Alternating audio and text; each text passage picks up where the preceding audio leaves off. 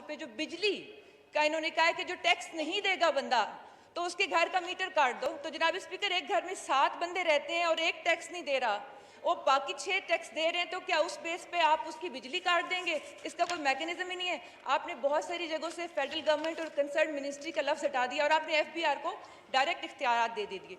बहरहाल मैं आखिर पे यही कहना चाहूँगी,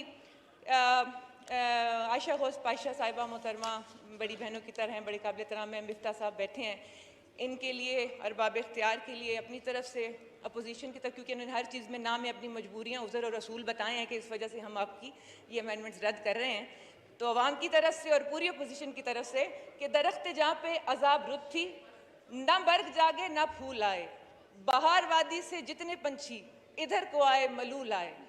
और आयशा घोष पाशा साहिबा और मिफ्ता साहब कि वो सारी खुशियाँ जो उसने चाही उठा के झोली में अपने रख ली, हमारे हिस्से में उज़्र आए, जवाज़ आए, असूल आए। बहुत शुक्रिया।